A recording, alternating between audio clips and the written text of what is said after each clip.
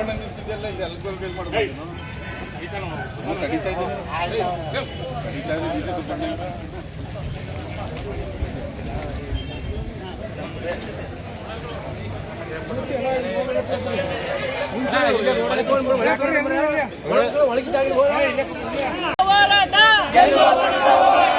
ಎಲ್ಲಿ ಗಂಟ ಹೋರಾಟ ಎಲ್ಲಿ ಗಂಟ ಹೋರಾಟ ಬೇಕೇ ಬೇಕು ಬೇಕೇ ಬೇಕು ಬೇಕೇ ಬೇಕು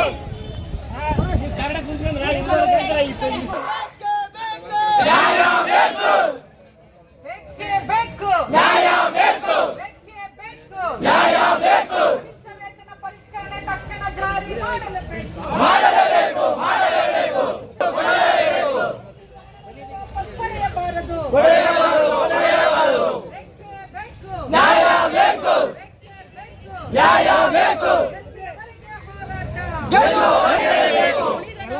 ಅನುಮೋದನೆ ನೀಡಲೇಬೇಕು. ಗ್ರಾಮ ಪಂಚಾಯತ್ ನೌಕರರ ಸಂಘಟನೆ ಸಿಐಟಿಯು ಜಿಂದಾಬಾದ್. ಖಾಲಿ ಇರುವ ಹುದ್ದೆಗಳನ್ನು ಭರ್ತಿ ಮಾಡಲೇಬೇಕು. ನಿವೃತ್ತಿ ಹೊಂದಿದವರಿಗೆ ಉಪಧನ ನೀಡಲೇಬೇಕು. ಕನಿಷ್ಠ ವೇತನ ಪರಿಷ್ಕರಣೆ ತಕ್ಷಣ ಜಾರಿಗೆ ತರಲೇಬೇಕು. ಹೊಸದಾಗಿ ಸದನ ಸಮಿತಿ ರಚಿಸಿ ಕನಿಷ್ಠ ವೇತನ ಉಳಿಯಲು ಹೊರಟಿರುವ ಡಿಕೆ ಶಿವಕುಮಾರ್ ಅವರಿಗೆ ಧಿಕ್ಕಾರ. ಈ ಕೂಡಲೇ ವೇತನ ಪರಿಷ್ಕರಣೆ ಜಾರಿಗೆ ಬರಲೇಬೇಕು. ಸರ್ಕಾರ ಈ ಕೂಡಲೇ ವೇತನ ಪರಿಷ್ಕರಣೆ ಜಾರಿ ಮಾಡಲೇಬೇಕು.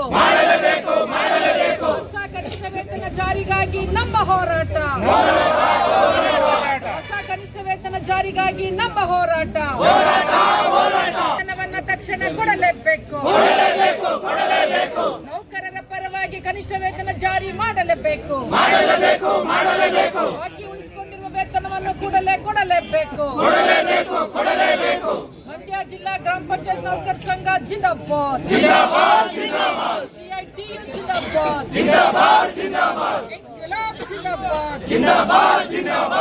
ನೌಕರರಿಗೆ ಅನುಮೋದನೆ ನೀಡಲೇಬೇಕು. ಸ್ವಚ್ಛ ವಾಹಿನಿಯನ್ನು ಒಳಗೊಳ್ಳಬೇಕು. ಅದರವ್ರನ್ನ ಬಿಟ್ಟಿದ್ದಾರೆ. ಮುಂದಿನ ದಿನಗಳಲ್ಲಿ ಅವ್ರನ್ನು ಕೂಡ ಒಳಗೊಳ್ಳಬೇಕು.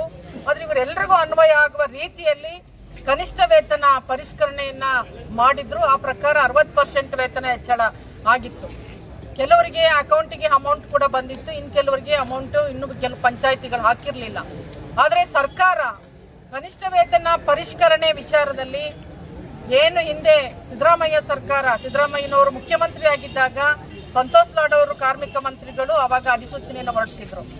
ಆದ್ರೆ ಡಿಕೆ ಶಿವಕುಮಾರ್ ಮುಖ್ಯಮಂತ್ರಿ ಆದ ತಕ್ಷಣ ಕೆಲವು ಮಾಲೀಕ ವರ್ಗ ಅದನ್ನ ಪ್ರಶ್ನೆ ಮಾಡಿ ಆ ಅಧಿಸೂಚನೆಯನ್ನ ಸಚಿವ ಸಂಪುಟದಲ್ಲಿ ಹೊಸದಾಗಿ ಒಂದು ಸದನ ಸಮಿತಿಯನ್ನ ರಚನೆ ಮಾಡಿ ಅದನ್ನ ಪುನಃ ಪರಿಷ್ಕರಣೆ ಮಾಡಬೇಕು. ಹಣಕಾಸು ಕೊರತೆ ಅಂತ ಹೇಳಿ ಹೊರಟಿದ್ದಾರೆ. ಇದು ಅತ್ಯಂತ ಅಕ್ಷಮ್ಯ ಮತ್ತೆ ಅನ್ಯಾಯ ಕೂಡ. ದುಡಿಯುವ ವರ್ಗವನ್ನ ನಿಕೃಷ್ಟವಾಗಿ ಕಾಣುವ ವ್ಯವಸ್ಥೆಗೆ ಕಳೆದ 10 ವರ್ಷದಿಂದ ಕನಿಷ್ಠ ವೇತನ ಹೆಚ್ಚಳ ಮಾಡಿರಲಿಲ್ಲ.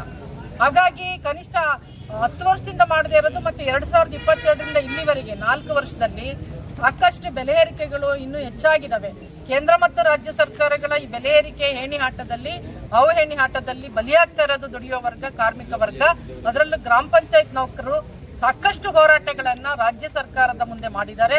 ರಾಜ್ಯ ಸರ್ಕಾರ ಅದನ್ನ ಪರಿಗಣಿಸಿ ಕೂಡ ಅವ್ರನ್ನ ಸೇರ್ಪಡೆ ಮಾಡಿ ಇವತ್ತು ಬಿಲ್ ಕಲೆಕ್ಟರ್ ಮತ್ತೆ ವಾಟರ್ಮನ್ಗಳಿಗೆ, ಅಟೆಂಡರ್ಗಳಿಗೆ, ಕಂಪ್ಯೂಟರ್ ಆಪರೇಟರ್ಗಳಿಗೆ, ಇವರಿಗೆಲ್ಲ ಡಾಟಾ ಎಂಟ್ರಿ ಆಪರೇಟರ್ಗಳಿಗೆಲ್ಲ ಅನುಕೂಲ ಆಗುವ ರೀತಿಯಲ್ಲಿ ವೇತನ ಪರಿಷ್ಕರಣೆ ಆಗಿತ್ತು.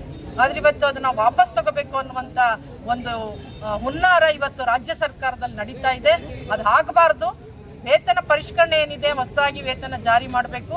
ಆ ವೇತನ ಅವರಿಗೆ ಸಿಗಬೇಕು. ಈಗಾಗಲೇ ಕೊಟ್ಟಿರೋರಿಗೆ ವಾಪಸ್ ತಗೊಳ್ಳೋ ಪ್ರಯತ್ನ ಮಾಡಬಾರ್ದು. ಈ ಹಿಂದೆ ಏನು ಮೇ 22ರಲ್ಲಿ ಅಧಿಸೂಚನೆ ಹೊರಡಿಸಿದ್ದಾರೆ ಕನಿಷ್ಠ ವೇತನ ಪರಿಷ್ಕರಣೆಗೆ, ಅದನ್ನ ವಾಪಸ್ ತಗೋಬಾರ್ದು.